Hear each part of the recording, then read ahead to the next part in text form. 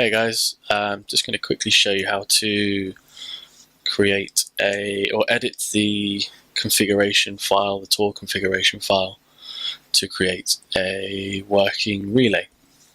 So start by opening your terminal. Might take a second because I'm using a slow virtual machine. There we go. So start by typing sudo vim, which is the text editor I'm going to be using, etc torc, whichever you prefer, and then enter. You'll have to enter your password, and this will open the Tor configuration file. As you can see, it explains a little bit about what the symbols mean. The double hashed lines are an explanation of what's going on. Single hash are disabled commands. Enable them by removing the hash symbol, and that's exactly what we're going to be doing. So the first one is we want to turn on the log. So scroll down. You'll notice it says all messages of level notice or higher to var/log/tor/notices.log, and this is basically any notifications, messages that come through your Tor relay will be sent to this file, which is kept in this location.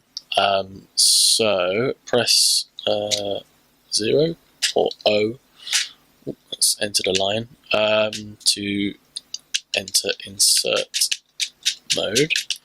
Scroll back along and just delete the hash there to turn it into an active command. Then we can scroll down a bit further. We're not going to get involved with any of these other Tor settings at the moment. It's not really what we're here for. However, this is the section we're here for. So this section is just for relays. And the first thing we're going to do is turn on the command for the, I've given it 2 hashes there, haven't I? There we go, get rid of those, and it's now a command. So what we've just done there is create or tell the Tor command file which port we want our relay to use. So we're using port 9001, which is the default port. Of course, you can change that. Just remember to update it and give access to it on both your router and your firewall. Okay, so scroll down a little bit further. The address here, the IP address or full DNS name for incoming connections to your relay. And we're going to do as the Tor configuration file suggests and leave it commented out, and Tor will just take care of that. If you do have a specific IP address or full DNS name that you would prefer incoming connections to use, of course, edit that. But if you're just trying this for the first time, then I would suggest leaving it commented out. And again, the network interfaces, if you've got a specific one you want your outgoing Tor relay traffic to use, then by all means enable that command and add the specific IP address that you would like it to use. However, if not, just leave it alone, as we don't want to break anything whilst we're here. This one you do need to change. Your nickname is your unique identifier on the Tor relay network.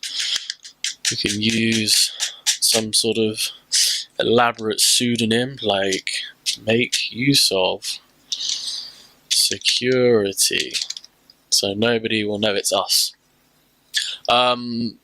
This is mainly, as it says, so people don't have to refer to it by a specific hash key, which can be very confusing. Also, there's a cool website that I will link to in the article text that shows you a list of all Tor relays, how active they are, where they are, and some other cool information too, like a top 10 list. You can see who the most popular relays are, and so on. Yeah, so that'll be linked to in the text. Okay, the next bit is quite important. This is to do with how much traffic you're going to allow your relay to take care of. I'll start off by briefly explaining what it all means. The relay bandwidth rate is how much traffic can come through at any one time. The next section is to do with the maximum amount of traffic per day or week or month.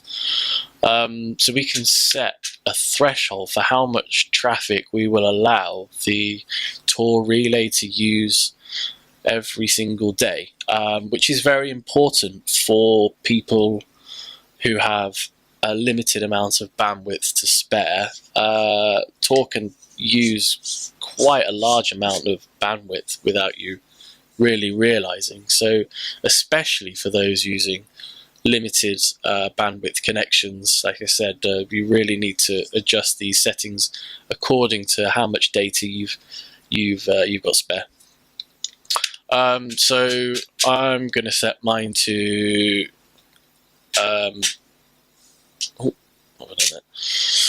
I'm going to set it to 5 gig. No, I'm not. 1 second. My apologies. I'm going to set it to 5 gigabytes, making sure to turn the command on, of course. Each counting start day starts at midnight, which is fine, and each period starts on the 3rd of the month at 3 p.m. And that's all fine. So if you've got a significant amount of bandwidth to spare, you can up that to, say, 1,000 kilobytes. And then at the burst, which is like peak in and out flow, you could go up to 2,000. But again, that really is dependent on your connection. Don't feel like you have to adhere to what I've done. I'm lucky to have a reasonably good internet connection down here in Cornwall. Okay, so once you're done, hit escape and then type the command